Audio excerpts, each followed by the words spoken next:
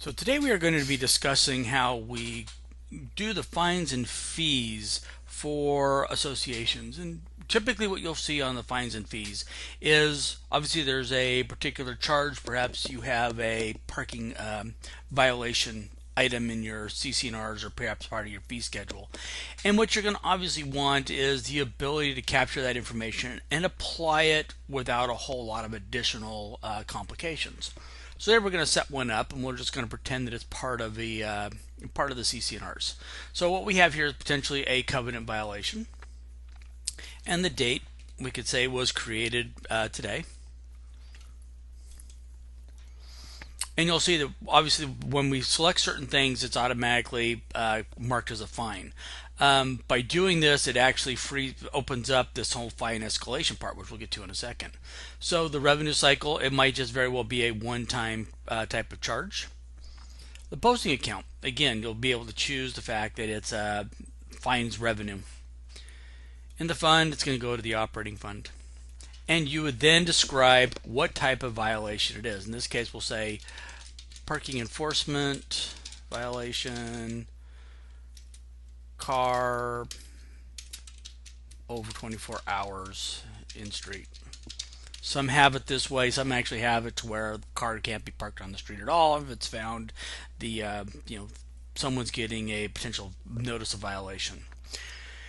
From there, you can then select what allowed you to create this fine or fee information.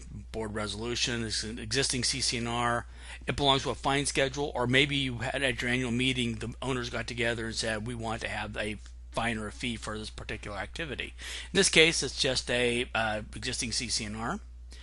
You can, again, upload the files that you want to support this. You could move a copy of the CC&R itself. You could maybe have a copy of the minutes if it was generated by the minutes.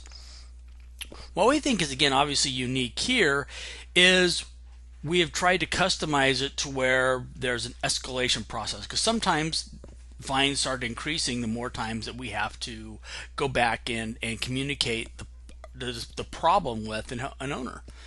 So the first thing is obviously we allow for, is it an annual reset or is it going to be continual? And again, this comes out of the fact that a lot of states say the most you can charge in any 1 year is, say, $1,000.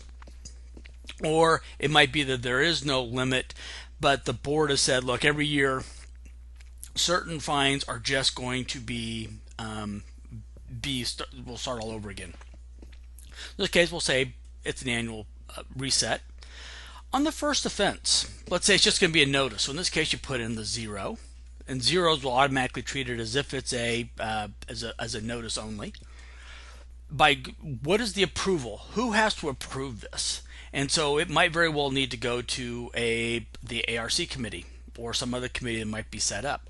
Or it might very well be that the community manager, the management company manager, is the one who has the approval over whether this thing can actually be charged. So in this case, we're going to say, hey, look, it's going to go to the committee.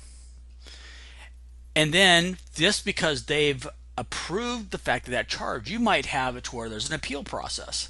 And if the appeal could also go, again, to a committee, to a board, to the community itself, or maybe even the management company. So there's lots of options here on how you can structure the way you want these fines to work. So in this case, it goes to the board. And then on the second offense, let's say the fine starts at $50. You can then say, again, in this case, it comes to the board vote, and the appeal will go to the board vote. On the third offense, $75. Again, board vote, board vote. On the fourth offense, you can see we're doing this in $25 increments. Again. And then beyond the $100, maybe your association says, look, it goes up $50 after that fourth offense. We're just, obviously, if it's a continual thing, we're not getting the message across. Our costs are increasing. And so, again, the only people who have the right to approve it is going to be the board. But maybe to go beyond it, it's going to require a community vote to continue to allow the appeal to be successful. Your state may have an annual maximum of $1,000.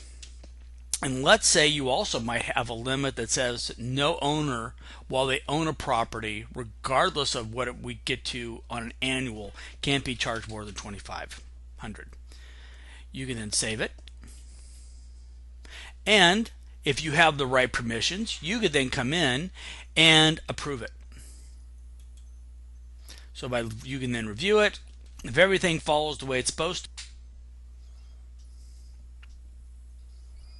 So we're back here. Now you're going along and it's time for the unit charge. And you can come here and let's say your manager is walking the property, sees the car, notice it was been there for a while, maybe there's leaves, maybe they put a chalk mark on the tire. You can identify the property, the date you're doing the charge, and you'll notice when you enter the property the owner's name popped up, and then you can select what charges are out there. The only ones that are going to be in this list are those that have been approved. If they haven't been approved, no charge can be applied. So you'll notice it says it pulls in that description, gives it this ID, and it's going to be that one-time charge. And the 1120H taxable is informational, but sometimes it might be that this is a charge that is potentially going to be taxed by the association when it goes to file a tax return. If you have pictures, you'd hit up the upload and additional notes. It could be your community manager types in the fact that this car was on Jack's and leaves had accumulated. So along with the pictures, you have the notice, and then click Save. That's how you would generate the unit charge. From there, we go to the approval and an appeal process, which we'll cover in a different one. As always, if you have any questions, feel free to let us know. We look forward to the opportunity of working with you.